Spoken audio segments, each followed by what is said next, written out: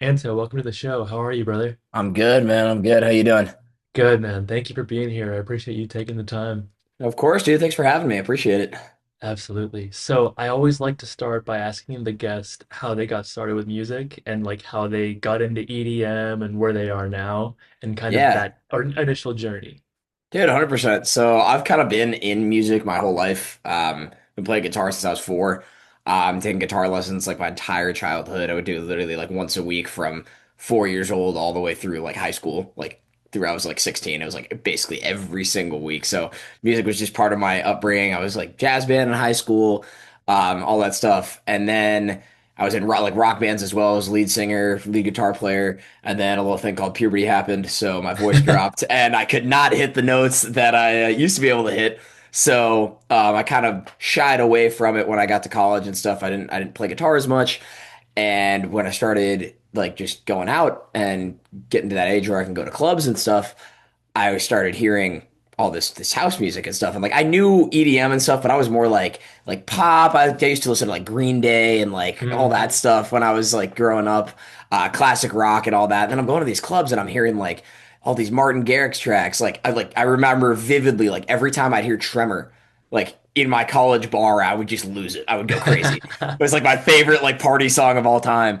And that was like vivid memory. And just like as I started just going out a little bit more, just being around it, it just completely influenced me. I'm very easily influenced by music, what I Mm. listen to, and like just what's around me at the time. So just being around that setting a lot, completely influenced. I'm like, wait, I really, really like this stuff. I like really resonated with it. Then I joined a frat. I joined Pi Kappa Phi at Ohio State, and our DJ was graduating. And they're like, well, Ryan, you've been around music like pretty much your whole life. You're like, you want to give it a shot? And I was like, yeah, sure. Like, why not? Let's see where it goes. And I bought little Newmark Mix Track Pro 3, a little tiny ass board, and just started messing around. And I kind of came as a blessing in disguise. I started DJing right around when COVID happened. Hmm. So like everything shut down, and then it was just me in my room, like playing to my roommates. Probably hated me at the time. Now that I think of it, they're probably like, "Dude, this guy sucks." But we all do. Just like I just started picking it up, and it came pretty naturally to me because I just had a Hmm. basic knowledge. I understood music theory. I just understood the whole concept of how songs mesh together pretty well. So it kind of came naturally, and then as everything started opening back up again, clubs were looking for new DJs because they weren't open and they didn't have DJs in rotation, so they were looking to add new residents and stuff. And I would send mixes out and got a few spots, and then from there it just literally has been like it's not even linear. It's just been like this, That's um, awesome. which is a super good feeling. For sure. Yeah, but now So, here we are. yeah. So okay, you had a lot of good points there. I want to touch on one thing before we like keep going with the journey because it like kind of gave me an idea. But Yeah, you mentioned being easily inspired by different kinds of music. I totally feel that too. Like based on what I'm listening to can really influence the kind of music that I'm making. I've noticed a that a hundred lot. percent. Um, do you like being in EDM and dance music and house and all this stuff, do you think listening to the same genre can be a little detrimental if you're producing? That like you know how a lot of like tech house, for example, is starting to sound the same and everybody's kind of copying the same formula. Do you Right. think listening to that influences what you make when you're trying to make something like specifically you, if that makes sense? Honestly, I say yeah. Mm, It very much does. Yeah, especially on being the topic of being easily influenced. hmm. Um, Obviously, I make tech house, and I love that type of sound that's in right now. I love it, Hmm. and I like making it. But I do find myself like if I'm listening to a lot of the same artist, for example, I'm listening to a lot of stuff, and then I get in the studio and I lay down an idea, and I step away from it, I come back, and I'm like, wait a minute, that sounds really similar to like this, and it's because that was just in my head this whole time. But then it's a nice hot day outside, the sun's shining. I'm listening to like some UKG or I'm listening to something a Hmm. little more upbeat. Then I get in the studio and I make something a little more upbeat, and it's like it's always correlated. And I don't know if that's the same for that probably is for a lot of other producers because it's probably very common, but it's something Yeah. that I've definitely noticed. when I'm making my own stuff. Sometimes it can be frustrating because you're like, come on, Right. mind, like be original. But you know, it's just like just what you're influenced by, you know? I definitely feel that. Like I'll make a track and I'm like, oh dude, this is great. And then I'm like, hang on a second. And I get on Spotify and I remade a track without knowing it. And I'm like, Yeah. And fuck, this is you're like, not what I damn, was going this for. sounds exactly like this track by Odd Mob or something. And it's like I'm not trying to, but it just happens. It just comes out. It's weird like that. So I Yeah. do think a lot of people kind of can share that experience when you're creating music. Um, Another question I wanted to ask is you mentioned, you started DJing during COVID, so everything was kind of locked down. There weren't many gigs, Yeah. but then you started sending mixes out, toward the tail end of that when stuff started opening up. Were those your first like actual gigs coming out of COVID? Yeah, honestly, I would play like a couple frat gigs here and there, but Mm, like they're not really the same as like an actual right. club where you have a bunch of different patrons coming in and out. It's not just, you know, your typical college kids. You play all the hits, you know, all the same things. So those are definitely like coming out of that was my real like first gigs. And I remember vividly my first like big one was at this bar at Ohio State called Midway. They had Mm, like an outdoor area. They still do. They call it block. mm, And it's like the block in between two bars that they own, and it's like a parking lot, and it's a huge stage, like big video wall, like massive production scene. And it was my first ever set. I closed the night for West End, who was opening for Walker and Royce. wow. And this was like I was a sophomore, junior, Yeah. sophomore, junior in college. One of the, I can't remember. It was 2021, I want to say. It's like Mm, the August of 2021. So it was like when everything was starting to come back, all the restrictions were getting lifted, and I was like, wow, my first ever like decently big gig is closing for West End and Walker and Royce. So this was like when West End was still like on his come up. He just released mhm. like Life of Sin with Ranger Trucco. And it was like great track, but like definitely not one of his biggest now. Yeah. Um, and it was so surreal, like being like there with those guys, and that was like my first gig, like first time on CDJs, like first time on this stuff, and I'm like, what is happening right now? I'm just a kid in college, like this is wild. That is Uh, huge. Like a lot of people, I guess, can downplay those opportunities, especially people that are getting a lot of those like support slots now. But like getting started for that to be one of your first like real gigs is huge. yeah, and it's Man. like I kind of like forget about that sometimes. I'm like forget where you started after Hmm. just like being in it for now. This is going on year 5, year 6 Yeah. of doing this stuff. Like year 2 of doing it completely full time, and it's like you get wrapped up in it and you forget kind of where you started, and you're like, you know what? Like my first real-ish gig was like that. Like that's cool to like look back and reflect on and like see Yeah. where you're at now.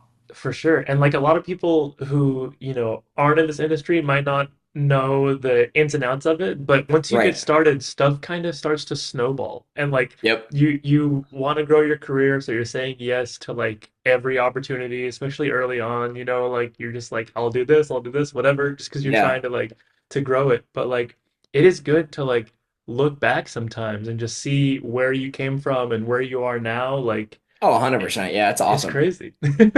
I love So, it. did you when you started DJing, were you producing already or did you pick up DJing first?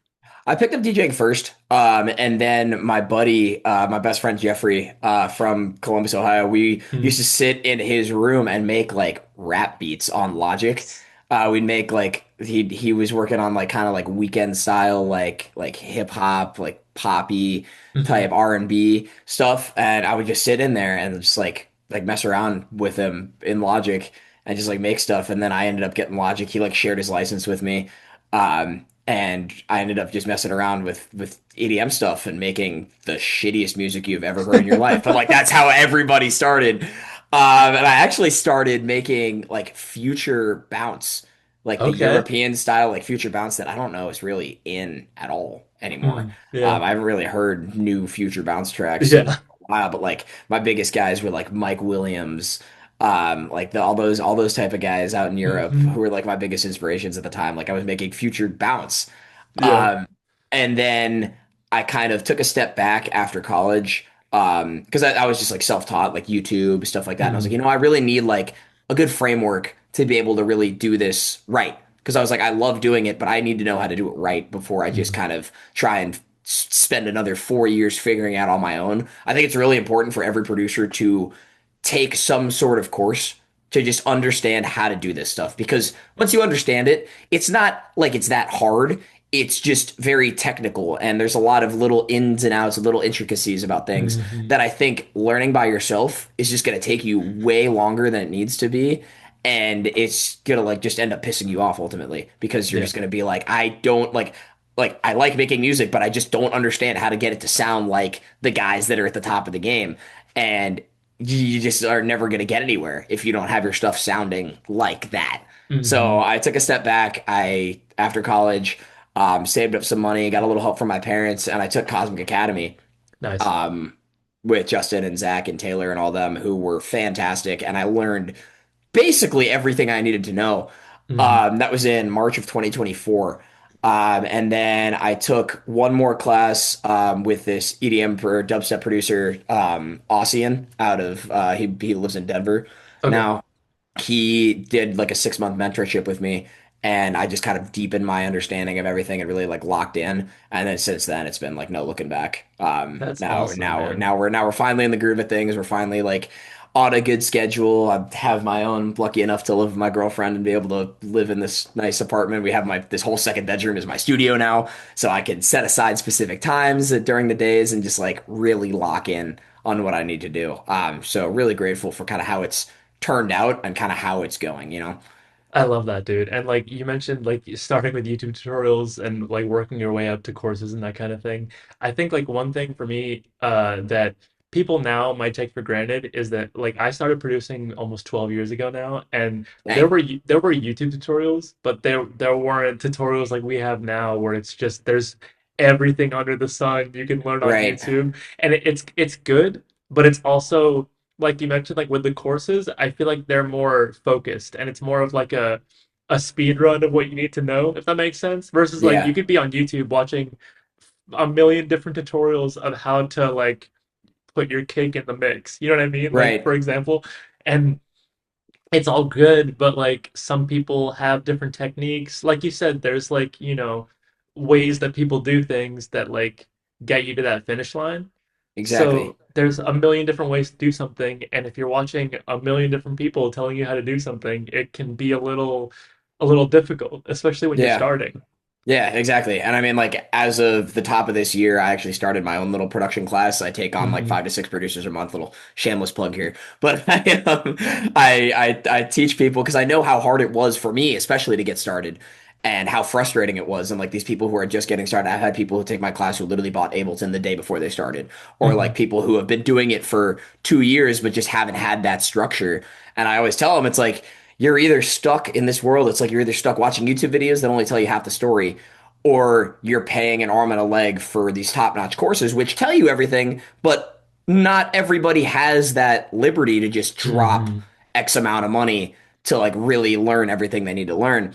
And I tell people too, I'm not God. I'm like not the top of the game. I know that, Yeah. but I would like to think I know enough to get to help people and teach them a specific way. Because there's, like you said, there's 10, 20 different ways to do things in the production world. But as long as you just stick to one that works, do that. Don't like Right. just try to confuse yourself with looking at so many different things. Right. And you mentioned your buddy sharing his Logic license with you. That's such a good friend. Like I know, that's I know. everybody needs a friend like that. Yeah, Um, I've since switched to Ableton, I was gonna which ask. yeah, Okay. yeah, I have since switched. I switched probably at this point a year and a half ago. Okay. Honestly, love it so much better. Yeah. It is 10x to my workflow. I think Ableton is just built for EDM production. I see people on like FL and stuff, and I'm like, I don't. How do you do that? I'm like, I get probably if I took another 6 months and relearned a new DAW, it'd probably make sense and it'd be fine. But it's Hmm. like Ableton just it's so easy. The workflow is so easy, so I love it. I It's so funny. Like I'll see a really good FL producer, like Eliminate comes to mind, and he's like so fast in oh, FL. dude, it's But absurd. then he'll do videos where like he's like, let's try Ableton, and like can't do anything inside of Yeah, Ableton. It's so funny. it's like learning a completely new like it's like learning a new instrument basically. Right, right. I think that like all DAWs do the same thing to an extent, but it's like what you're more comfortable with. You know what I mean? Yeah, and every you can make good music in any one of them. And people Yeah. are always like, oh, should I switch to Ableton to like make better music? I'm like, no. If you know Logic really well, stick to Logic. Like I just decided to make that switch because I was like still, I would say, a beginner at the time. hmm So I was like, all right, let's switch before we get too advanced, and then we'll just stick with Ableton from then on out. Yeah. I so this is kind of random, but my buddy got a Tesla, and one of the things in the Tesla is that it has like a beat maker thing, and he pulled it up on the little iPad screen, and he was In the like, "Dude, car. look." Yeah, and I was like, "Oh, let me cook." Like, here we go. Um, It'd be wild, like taking a road trip and you're just yeah, like yeah, cooking on the screen. Like, literally. He's like, "Dude, I need the GPS. I can't see where we're going." I'm like, "Hang on, hang on." hang on, I'm in my flow state right now, Yeah, dude. yeah. Like, So for me, I did Full Sail University for my bachelor's degree in music yeah, production, and they do like Logic and Pro Tools mostly. So I was like the oddball out doing like Ableton stuff like when I yeah. wasn't in class. But like I don't it's I think each dot has its strengths and weaknesses. Like Oh, 100%. Logic is really good because it runs well on Mac. Like it's Yeah, so well optimized. Pro Tools on the other hand, if you try to run Pro Tools on like a MacBook, it's gonna crash like 99% of the time. yeah. And like but it's like really good for like tracking a band or vocals, you know what I mean? So like Exactly. Like each thing is built for different things, right? mhm. Like But I I'll also still like love if I gotta sorry, but no, like you're good. if I gotta record vocals or something, like if I have somebody coming over to record something, I'll still use Mhm. Logic. I'll Yeah. record them in Logic and then just export them to Ableton because I just Yeah. like that workflow for recording stuff. But like Ableton now has gotten almost every feature of all the other DAWs, I feel like. So it's kind of like everything in one, which I really Yeah. love. Yeah, and So they keep just adding on and just making it better and better, which is fantastic. So exactly, exactly. So to talk about your coaching, your production coaching and stuff, yeah. when did you get into that? And did you sort of have like, was it after you did Cosmic where you were like, okay, I kind of feel like I'm, at the point where I can teach other people? You know what I mean? Because Yeah, that, so go ahead. yeah, no, I was gonna say so I took Cosmic, yeah, that was in March of 2024. So a little over about 2 years ago now, at this point, a little over 2 years.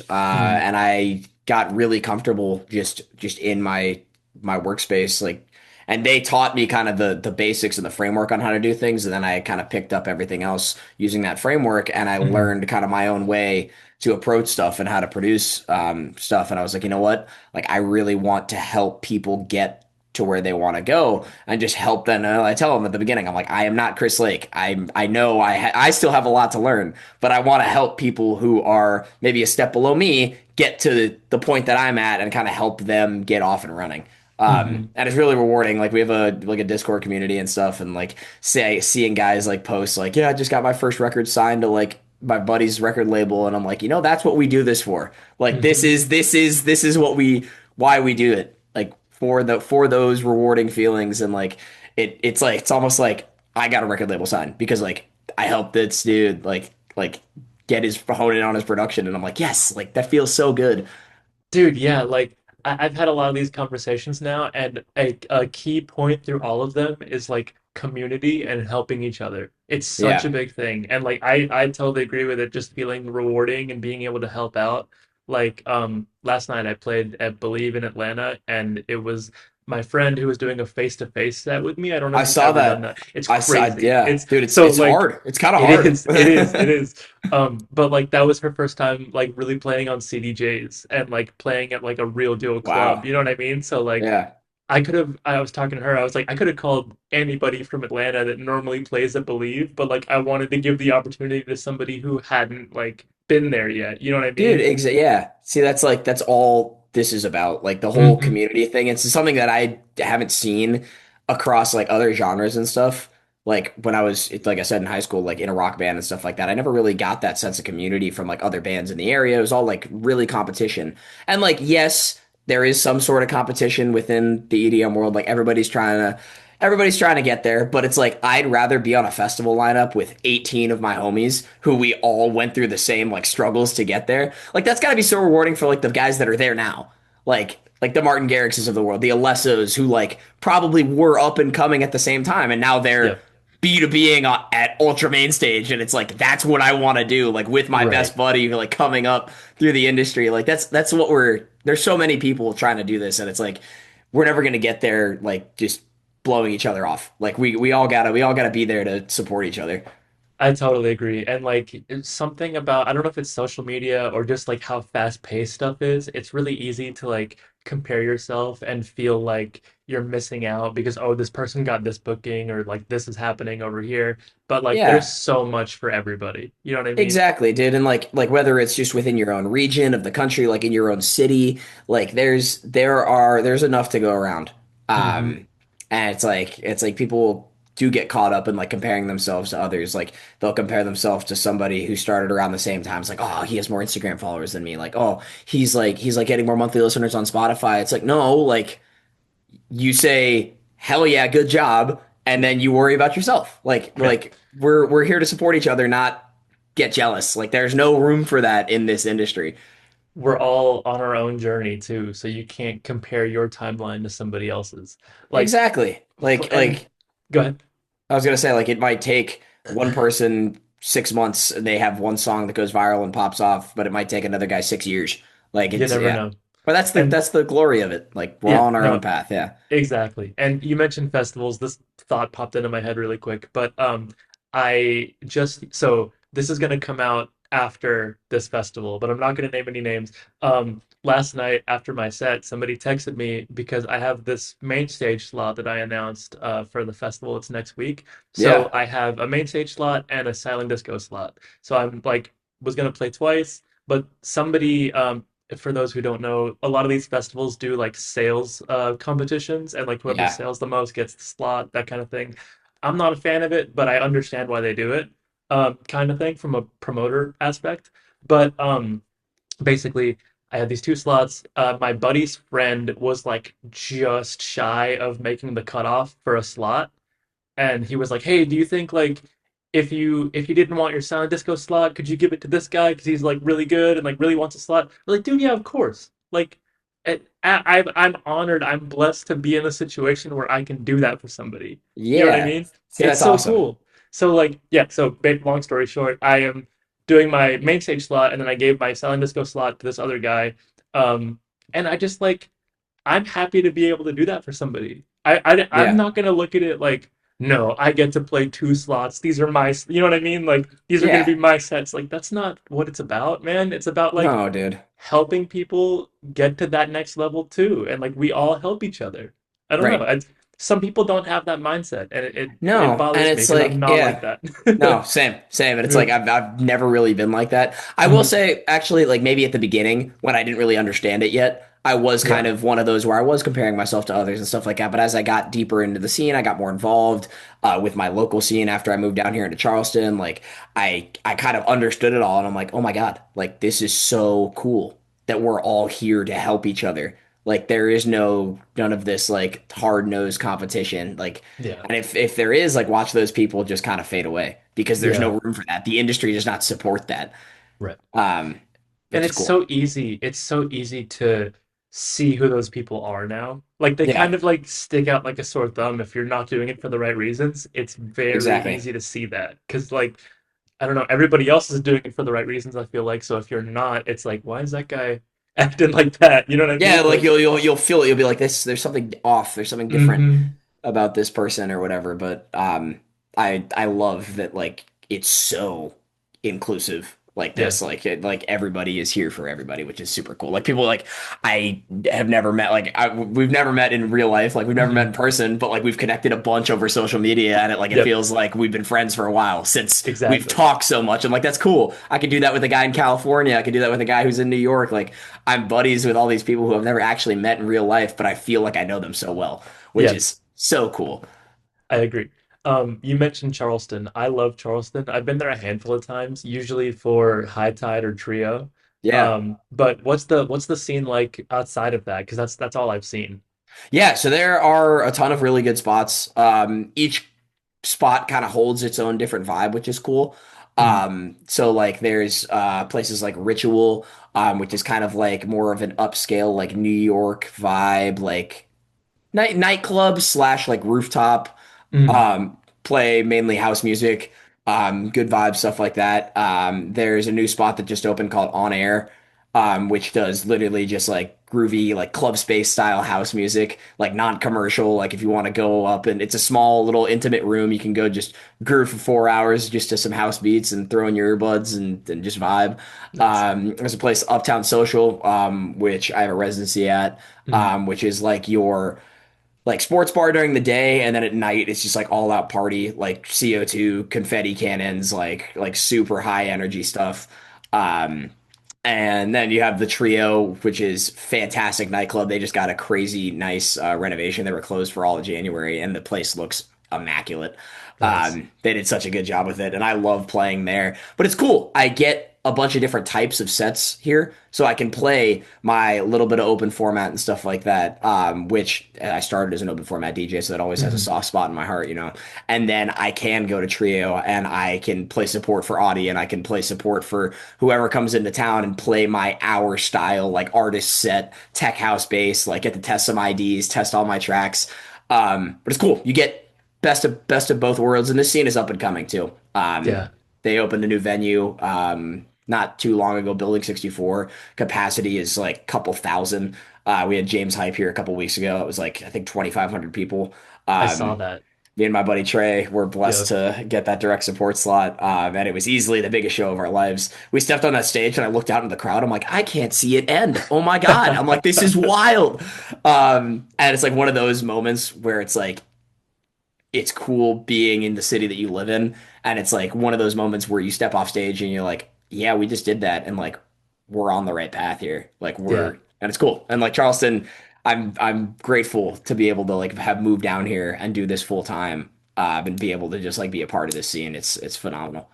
Where are you from originally? I'm originally from Los Angeles, Okay. California area, city called Redondo Beach. Hmm.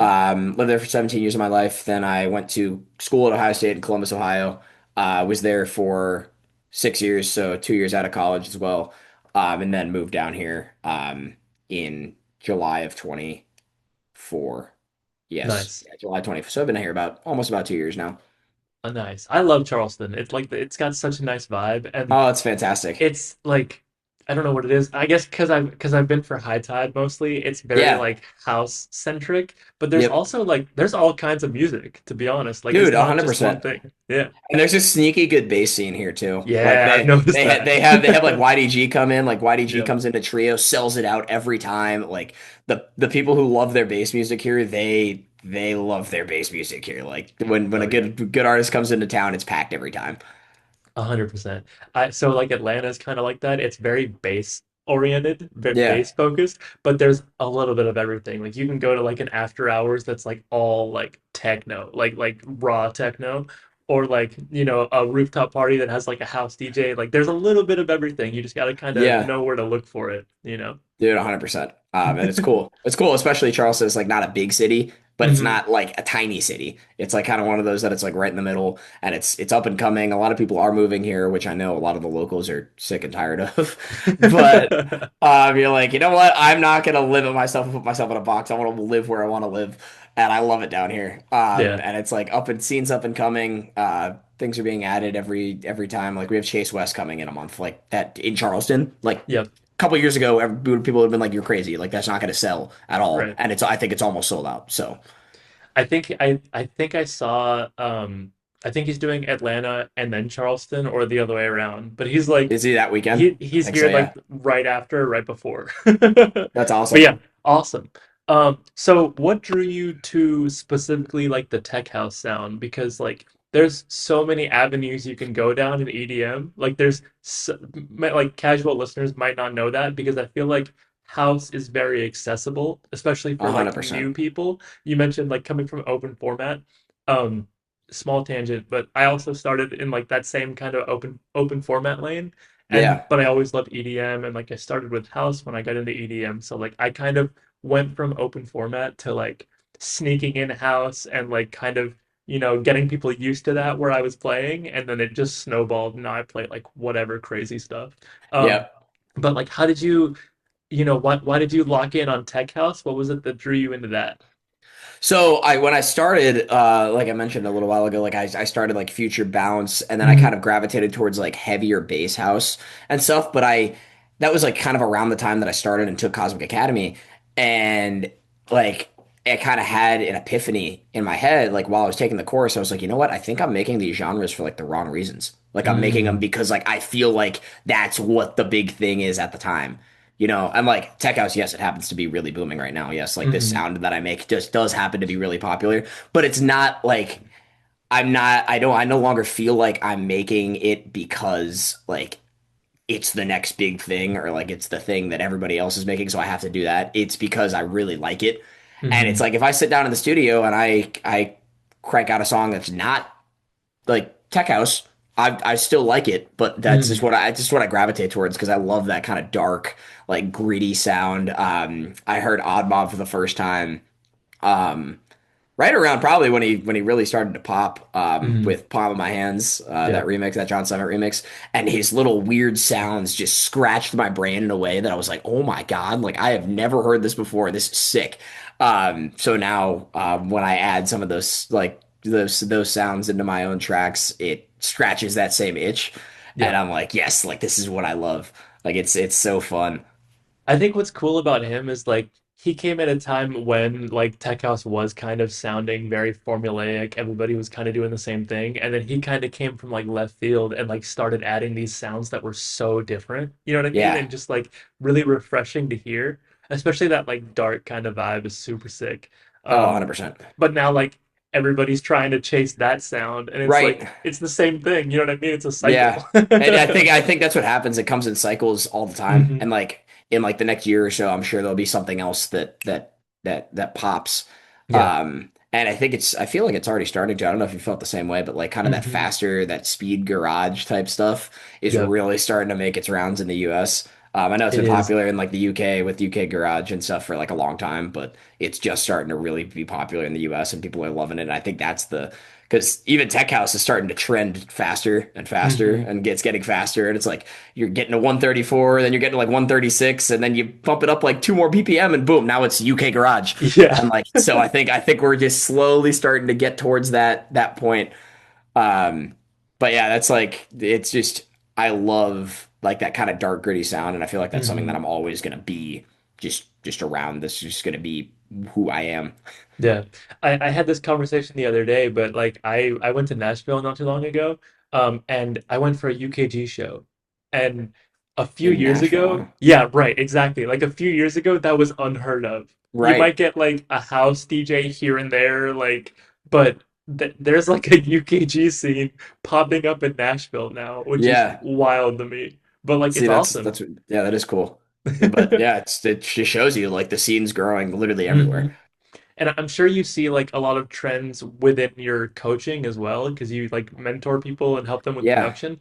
What kind of like because I do a little bit of that, but not on the level that you do, if that makes sense. yeah, But like I don't know, I see people doing the same things a lot of the times. What are you seeing that people might be missing that they're not like because when you produce something you're so locked into like what you're making and it's good to get a second opinion sometimes. I feel yeah, like there's like you get tunnel vision in a sense. So I guess what I'm asking yeah. is like what do you think would be like good advice for a producer who doesn't have that second opinion? I would say definitely just don't try to be like everybody else. Yeah, like Hmm. that's my biggest thing. Like obviously like we're taught by a lot of people like we use reference tracks to like get our structure, like set our structures or like kind of get our volume levels right, like make sure it's sounding professional. Um But if you reference the track too much, then you're just starting to sound exactly like everybody else. And that's how you get in this cycle of just sounding the same and sounding the same and sounding the same. So I stress, like, especially when I'm teaching people, I'm like, yes, use reference tracks to like get like reference their professional loudness and their Hmm. levels for stuff. But as soon as you're done getting those levels, like write them down and just delete that track out of your project. Like don't Yeah. try to make your song sound like somebody else's because then you're just not going to stick out. You're not going to be original, and then you're just going to kind of fall into the same sphere of everything sounding like everything else. Yeah, I do the same thing. Like I'll have a reference track that I use for levels, and then I just get it out of the project because I Yep. don't want to look at it. Like I don't Yeah. want it to influence me at all. Like the same kind of thing we were talking about at the beginning of the call. Like it's so easy to kind of, you know, listen to something and be inspired or influenced by it, which can be Yeah. good. But like when you're trying to do something original, it's kind of, not what you want. Exactly. Exactly. And it's like I've started recently just like even further emphasizing it. Like I'll get my levels, delete it out of my project, save my project, close it, and like walk away for a few hours. Just so I like and like listen to something completely different Hmm. music wise. So then Throw when I on Green come Day. yeah, like and then like I come back to the project and I don't have that mindset of like, oh, Hmm. I'm hearing the same song over and over again. Right. I have like a fresh perspective on things. So um, that's a big thing too. I tell people is like, don't be afraid to just like walk away for a minute. Like you don't have to sit Hmm. there for 8 hours and like treat it like a desk job and like sit there for 8 hours and crank out a song. Like if you're in that state, do it. But like it's very important to take your break and walk away and like come back. Yep, that's huge. Some of the best sessions that I've had are after like I like start something and then go to the gym and like come back or like go get Yeah, lunch, like have a little like breathing room. yeah, And it's really hard too sometimes because you're so like especially if you finish something, you're so excited about it and you're like, I gotta post this right now, like I gotta put this on SoundCloud. But then yeah. like you check your mix the next day and you're like, maybe Yep, yeah, and not. you're like, I don't Yeah. know. Like, what was I thinking?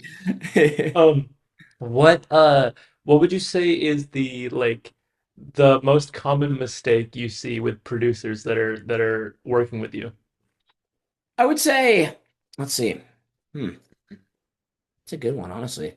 I'd say most common mistake that I see, um, is honestly, it's not even from a producer standpoint. It's more a Mm, mindset standpoint. That's a lot of the thing about like what we talked about like mm, comparing themselves to others and like just not like like having the right mindset on this stuff. Literally the first call I have with my groups is literally just about your mindset. It's not even about anything production related. It's just about like hmm. setting yourself up for success. And if you're thinking in the mindset of like, oh, there's like one plugin, there's one trick, there's one thing that you got to do to like get to that next level, and you're already setting yourself up for failure.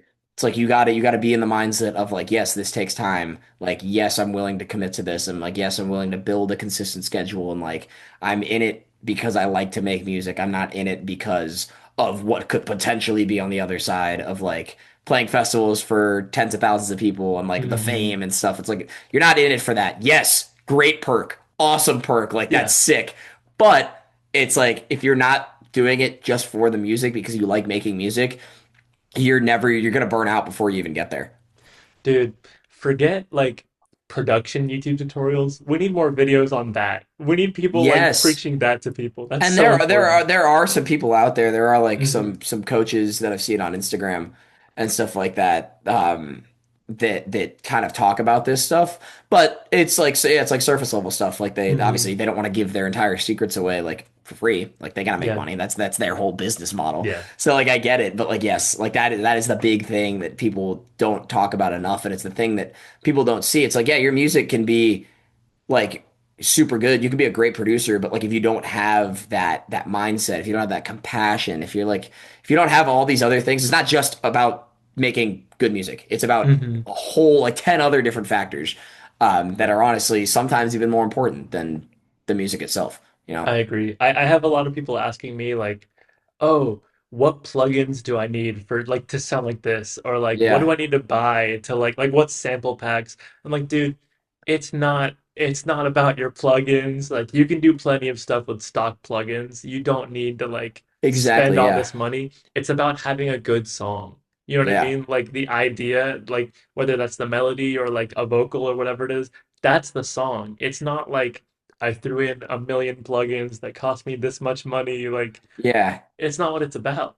Exactly. And it's like that's the biggest thing. It's like people if people think that way, you're just automatically setting yourself up for failure. Hmm.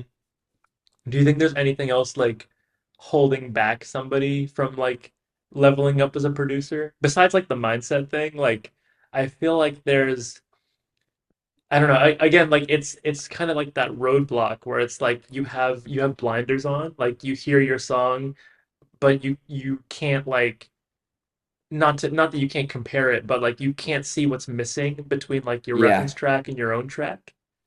The biggest thing that I've learned to accept, this took me a while, is to accept not being perfect. Hmm. Like your song is not going to be perfect, but I promise you, the average listener is not gonna hear like how you EQ'd your snare just a little bit differently. Like I promise you, they're not gonna hear that. Like Hmm. you have to just you have to know when to move on and just let it be and say this song is finished and I'm putting it out. Like I would say honestly, that's a big thing that I see a common mistake from producers. Hmm. It's like people don't know when to stop.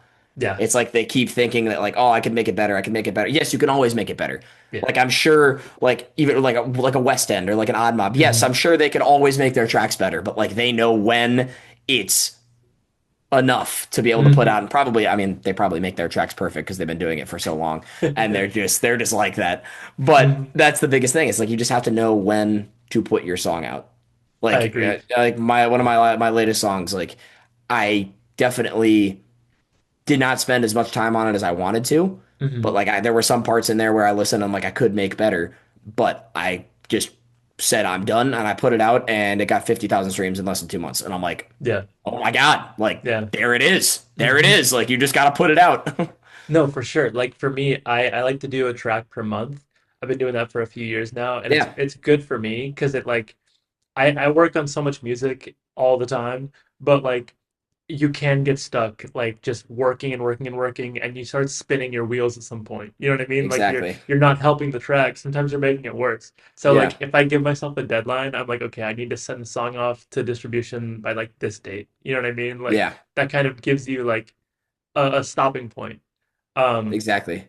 and like it's like also without expecting anything from your release, you can put out a song, like say you do like a song per year. That's giving yourself one shot per year to like do Right. something with your music. Versus if you put out a song per month, you're giving yourself 12 shots at like whatever might Yeah, happen. You know what I mean? Because you don't exactly. know. Yeah, it's the whole thing of like, yeah, putting it, just getting it out. Hmm. Like same as like social media, like posting that post, Yeah. like releasing that song. It's like you gotta get stuff out. You can't just sit back and wonder why like, oh, why is nothing happening? Hmm. When you release one song every 3 months and then you post one social media post about it and like that's it. Yeah, like Like you out gotta now. consistency is like the biggest thing in this game. Yeah. Um, and that's huge. And also, like, you get better the more you work at it. The more consistent Right. you are, the more you're putting stuff out. You learn something from each release, you know? Exactly. And you build yourself a schedule and Hmm. like yeah, you just get better and better and better. And I think that's something that every producer who's gotten anywhere will tell you is like, yeah, just if you keep plugging away. I see people say this all the time. It's like the biggest downfall for you or like the worst thing you can do is quit or like Hmm. stop. Hmm. Like just keep going because you'll inevitably just keep getting better. Yep. That's the biggest thing that I hear from people 100%. I love that.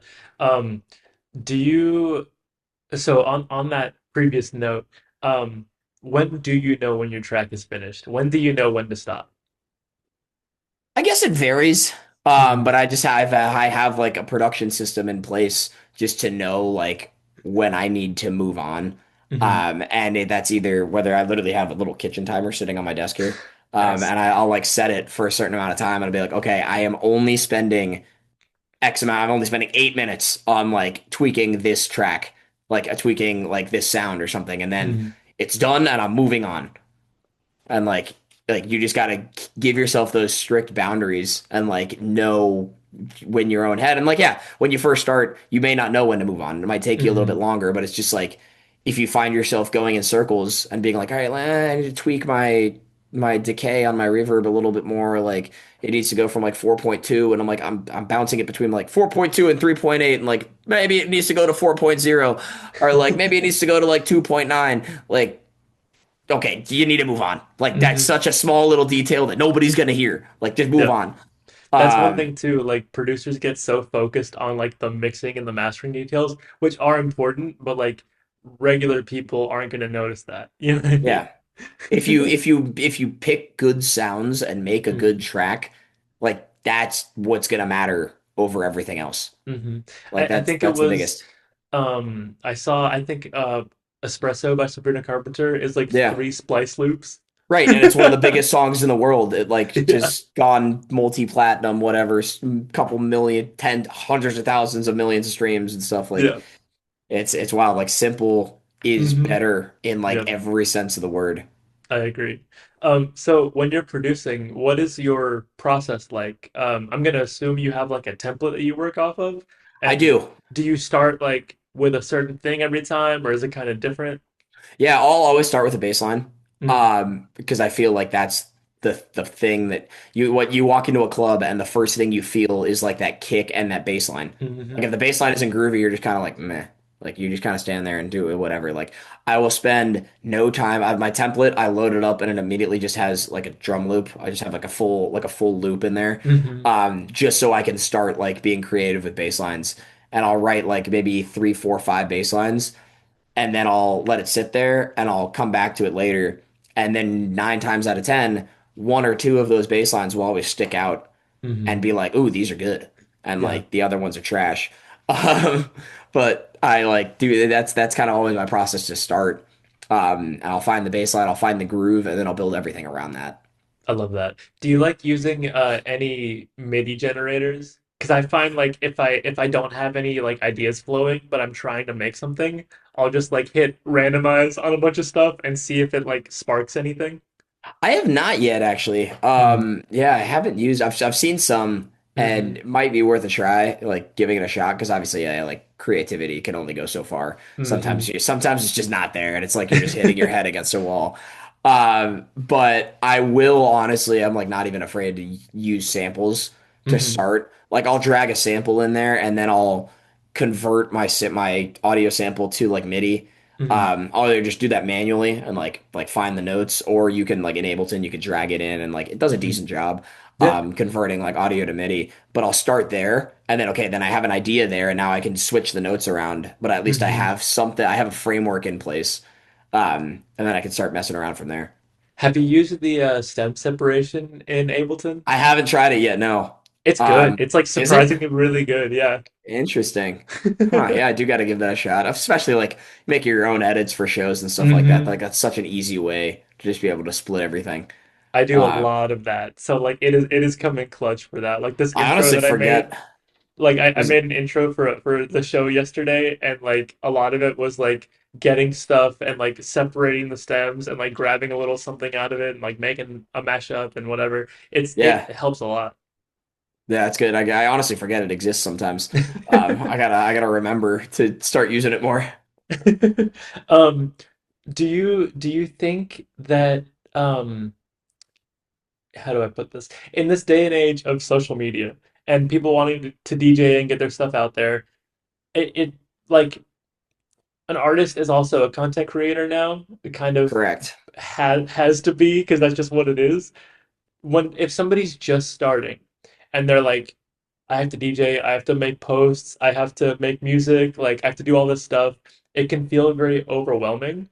What do you think somebody should focus on if they're just like getting started? I would say, obviously, one, you have to take it slow. Like hmm it's not gonna come quickly. Like it's gonna take you a lot of time to figure out each side, but treat each thing as a separate task. Don't try to wrap it up all together and like try to tie everything in with everything. Like treat production as its own. Like it took me 2 years to learn like a solid foundation for production. And then I hmm went from taking production classes. Okay, I got the production all locked in. Now I'm still in the process of focusing on like learning the content creation side. I'm taking hmm content creator courses and like treating that as like a separate job. But like do those completely separate. You can't try to learn music production, like get really good at that, but at the same time trying to learn content creation, it's just gonna completely fry your brain. So I'd say the most important part is yeah, just treating it like two separate things and attacking them separately. It's gonna make it a lot easier for you to do for sure. I agree. And like I think a lot of people aren't thinking of this as a job, which Right. like it has its pros and cons because I know we're in a creative field and we do this because we love it. But like at the end of the day, if you're wanting to make this a career, it's also a job. Just Right. that's just what it is. You know what I mean? So like some people, I know people personally who are like, oh, like I really want to put a song out, but like I'm not feeling inspired right now, so I'm just not gonna like work in Ableton because I'm not feeling Right. it. That's where like for me, like I think everybody feels like that. You know what I mean? But Yep. for me, like the back to the MIDI generator thing, if I have a day where I'm like, I don't really have any ideas, like I want to make something, but I don't know where to start. Yeah. Those like the MIDI generator, for example, like helps me get started and like get an Yeah. idea flowing. But like I think the more you show up and just try to work at something, some days are going to be better than others, obviously, but like putting in the reps and just working is where you grow, you know? Right. Exactly. It's like the same thing. It's like, yes, you look at this as like a fun part of the job, and people see on social media, they see the big shows you play, all that stuff, and they're like, "Oh my God, that looks so fun," but they don't see the 30 hours a week you put in sitting at your computer like this, just producing music and like making stuff that sounds good, making stuff that sounds Hmm. bad.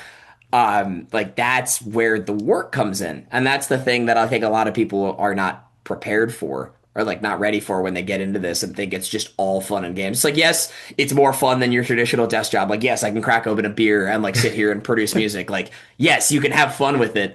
But Hmm. yeah, like you said, you got to treat it like a job, like schedule time. I literally every Monday literally sit here with a planner and I Hmm. plan out my week and I literally schedule like blocks on when I'm going to produce. And like I feel like that's helped me become a lot more consistent and be able to finish a lot more tracks a lot quicker and stuff because now I have a system and I know like each week, like some weeks I can't gonna produce less or more than another week, but I can kind of give myself a set structure and be able to get stuff done within those time periods. I love that. I need to get a planner for sure, or like a Dude, journal or it's something. game Because like changer. I put stuff in my phone, but I want to get back to. First of all, I want to like have my phone in the other room when I'm Yeah. producing. Like I need to get away from it because I'll like just open up Instagram and like start I'll scrolling. literally throw it on my couch behind me, and I'll Yeah. have my girlfriend to like try and call me, and I'll get done producing, and it's like six missed calls, and I'm like, oh crap. I'm like, sorry, like I literally just I can't be on my phone. I need to like just not I throw it behind me and don't touch it. The worst part is like now you can see your text on your laptop and stuff, and it's Yeah, like, and then something comes through, and I'm like, I'm trying yeah, to focus. Stop. right, Like, exactly.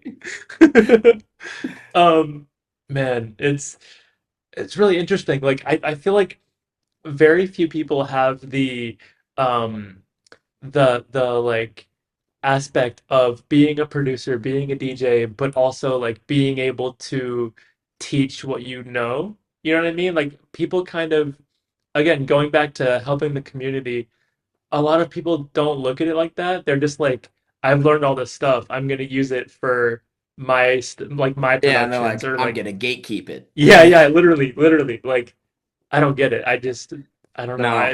I'm always thinking about that. Like, Yeah. what's the psychology behind that? You know what I Dude, mean? I think it's fun teaching people because also like Yeah. I learn more things. Like if I do like a lot of live demos in my classes and Hmm. stuff, like we'll literally be in Ableton and it'll be me like getting my kick and sub relationship like good and like making that work together. And then like I'll click something and I'll be like, wait a minute, that does that? I'm like, oh my Hmm. God, like I just taught myself something while teaching everybody else other things. It's like it's cool. Yeah, dude, like even now, like if I watch a YouTube tutorial, I'm learning like some technique that I didn't know about. Like the I Yeah. love the like building a track from scratch videos and like you see Yeah. people's process and it's like I would never have done it like that. You know what I mean? Yeah. Yeah, and it's like yeah, like I said, there's 20 different ways to produce, Yeah. and it's like there's not one right way, but Hmm. there's just as long as you do it a way and get to a finished product, like you're in a good spot. Speaking of, when you're producing, are you prioritizing, is your mindset like this is gonna hit in the club, like in my sets, or are you more of like I can't wait to put this on like SoundCloud or Spotify? So it honestly depends on the mood I'm in. That goes back to Hmm. kind of what we talked about earlier about being easily influenced by music. Yeah. Like I'll make like if I'm listening to something a little more happy, like I'll still always stick kind of in my tech house gritty or tech house realm, but Hmm. maybe my track will be a bit more vocal. Like Mm. it'll be instead of just like a quick little catchy phrase top line. It'll be like a Hmm. full out like verse one, verse two, and a chorus, like something like that. It'll be a little bit more vocal. And I think those are what set apart like the real, well, how do I say it? Like not the real producers, but it's like the tracks that set apart somebody who's just doing this for like the club tracks and like somebody who's just doing this for like the fame of like, oh, I'm gonna play all these tracks in the club and they're all gonna hit versus somebody who's doing it because they are trying to like tell a story. Hmm. Like I've recently started to figure this out. Like maybe it might not be obvious to some people because it's all just different songs, but like I've started to see like out of the three tracks that I've released, like one is a lot darker and like just the energy in it is a lot darker versus like the one I just released is like a little more aggressive. And like I think back to when I made the track and I was like, Hmm. during that time, like I was kind of really stressed out. Like I had a lot going Yeah. on. And it even though I don't hear it like immediately, you can kind of think back and like, oh my God, like my energy of what I was feeling at that time did reflect in the track that came out of the DAW, even though Hmm. you don't really know it. Um, which is super cool. That I've just started to realize that. And as I make more songs, I'm like more consciously thinking about that. And I'm like, whoa, like that's sick that just comes out of my brain. And like that's how we make music now. I agree. And like I think the like people blowing up like John Summit, for example, like he's the first person that came to mind, but like making more of the commercial side of tech house stuff, but then still Yeah, being able to lean into like his like grittier roots as well is like exactly. somebody who's really good at that kind of thing and kind of like paving the way for more of that. 'Cause like Right. I know people like for we'll play at like a college crowd, you know what I mean? And they're like, play John Summit, and they know like where you are, you know what I mean? But then Yeah, it's like where they, you are, Shiver, like all the yeah, yeah, hits. yeah. But like they don't know like like for example, he also has like all this like back catalog of like Yeah. no vocal like gritty tech house tracks. You know what I mean? Yeah, exactly. But he has like his bag is so deep Hmm. like that. And that just also takes time. But that's something like as I'm starting in my journey, I would say I'm still starting. I have three Hmm. tracks released. Like Yeah. that's nothing. As I deepen my catalog, I want it to kind of be this journey and not just like every track is a club hitter, club hitter, club hitter. Hmm. But like the glory of releasing a more vocal track is like, okay, now we can remix it Yeah. into a club hitter. And like that's why like John Summit will remix a bunch of his other tracks, like the Lights Hmm. Go Out one. He literally explained on his live stream, he's like, yeah, one that like scratches my dubstep itch, one that's like more of a club edit, and then one that's like built for those like warehouse, like dark energy type, like techno Hmm. side of things. Like I think each song, even if it is more of a vocal track, like it's very important to have all those different sides so you can play it kind of in whatever scene that you need to play it in. Yeah. Um, yeah, I also feel like it's becoming more acceptable for artists to kind of branch out into different genres. Like, I mean, yeah, Dom Dalla put out a drum and bass track not too long ago, and that yeah, was, I feel like, completely left field for him. But also, 100%. Saving Up right before that, I think it was right before that, is like a straight up disco track. You know what I Yeah, mean? Like, I don't know, it's really cool, and I like seeing the genres kind of blending together and just being able to make whatever you want, to serve an emotion rather than like, I'm a tech house DJ, I have to make this. You know what I mean? Because right. those guardrails I don't think are healthy for being creative and being an artist. It kind of goes against that. Yeah, I have in like my bio on Instagram right now is like Mm. tech and bass house producer, but Yeah. I've really wanted to like change that because I don't want to label myself as just that. Like Yeah. yes, that those are my roots, that's my style. Like that's what you'll Yeah. hear if you come to one of my sets, like you'll hear mainly that type of stuff. But you'll also hear me randomly switch up to D&B and you'll hear me randomly throw in a couple trap or dubstep tracks. Like I like playing a whole bunch of shit.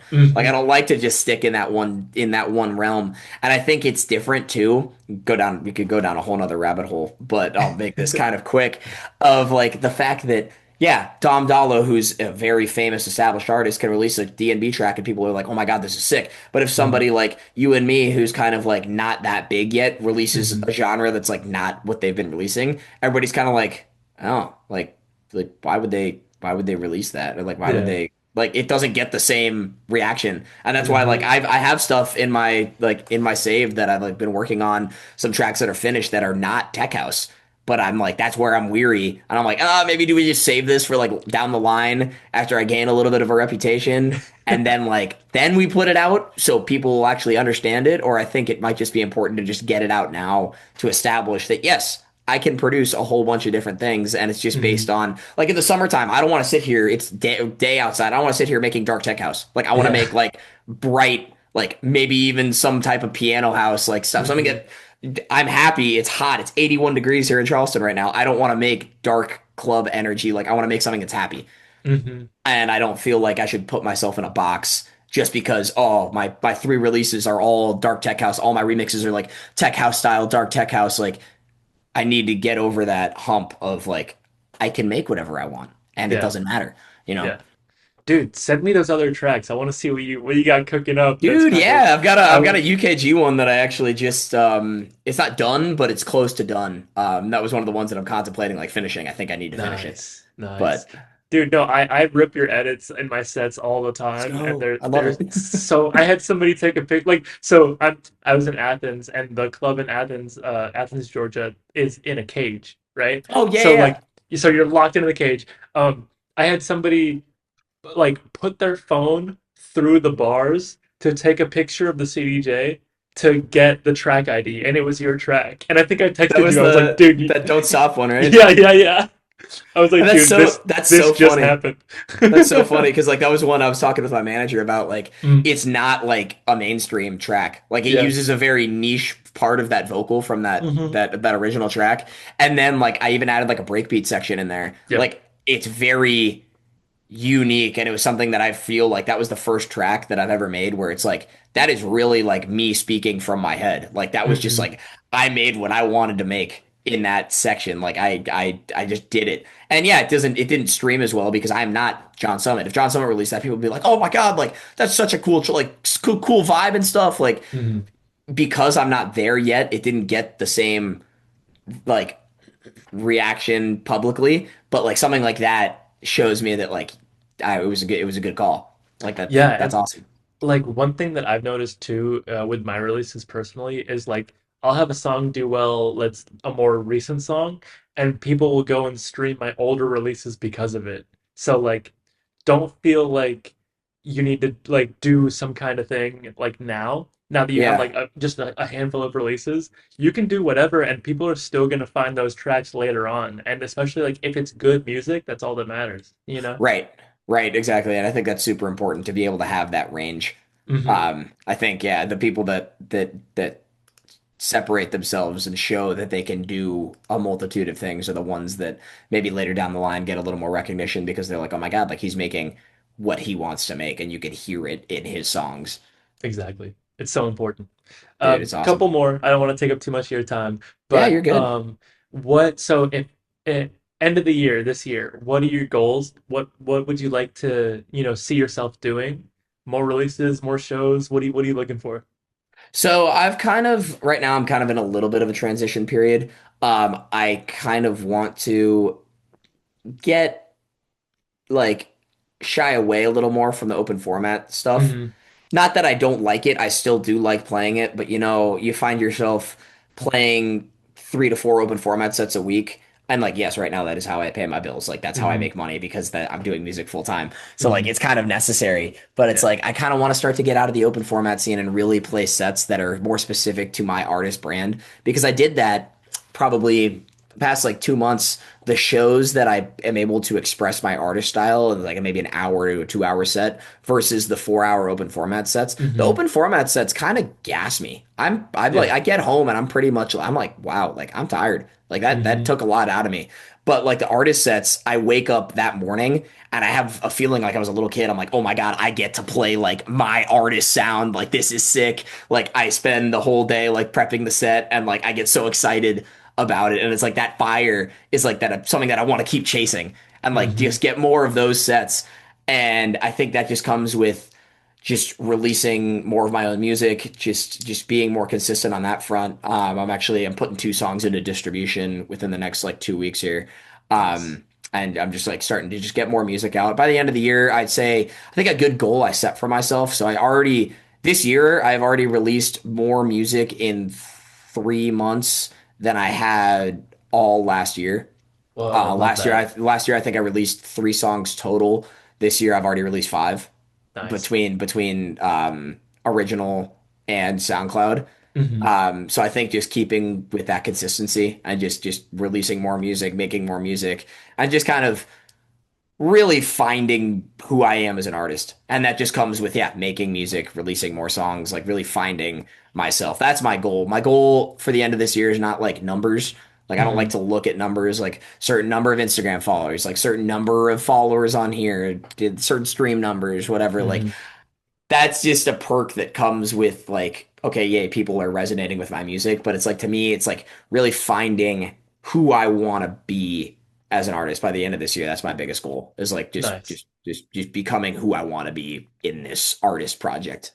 That's awesome, dude. And like I mean, you make a good point. I don't think that many people think about it like that. I think a lot of people are like, I need to have X amount of streams, X amount of followers, X amount of gigs, but Right. it's not like that. You know what I mean? It's No, more about no, not like at all. making it fulfilling to yourself so you can keep doing it. Like regardless of, you know, playing open format, playing, your artist sets, whatever it might be, we're still blessed to be able to do this every day. Like doing music full time, Dude, like like that's awesome. yeah, there's so few people who get to do what they love to do full time, regardless of, the level that they're at doing it. You know what I mean? Exactly. Like So, it takes a big like step back and being like, oh my God, I am doing this full time. And I've been doing it full mhm, time for about a year and a half now. And yes, like it's not like consistently steady yet. mhm, But yeah, just the fact that I am able to make a living off of music and music alone is a blessing in and of itself, you know? Like exactly. it's really cool to see. Like I've got a bunch of friends who are working their 9 to 5s and stuff like that. Mhm. And it's cool to see that I put myself in this position to be able to do this. I love that, man. Dude, I'm looking forward to see what you do. Thank I you, man. I love the appreciate tracks it. you've put out. Again, I play them in my sets all the time. They have a great reaction. I So love like it. Let's I go. can't wait to see where you go from here, man. I'm really excited for you. Um, Thank you, man. I appreciate it. yeah, and again, thank you for making the time to do this. This has been really cool. I think we've had a good conversation. Um, where can people find you online? Where can they hear your stuff? Yeah, dude. So Instagram, you can find me at antomusic.us, right there on Instagram, and then on Spotify, any streaming platform, just Anto in all caps. Um, and then yeah, that's about it. SoundCloud, kind of same thing. Anto, you can find me kind of anywhere. Got a website too if you want to check out some of that stuff. It's officialanto.com. You can see like all my tracks, like just who I am, like bunch of pictures from college. Literally has like my whole life through music, through pictures on my website. I've got, and also if you're a producer and stuff like that, and you want to learn some more stuff like that, I've got a services page that I can do some one-on-ones. We could teach you production, get you locked in, do whatever. So I love helping people. So that's what it's all about, you know. Yes, sir. Dude, Anto, thank you so much. This has been great. I really appreciate you. Rafi, my man, I appreciate you. Thank you so much. Yes, sir.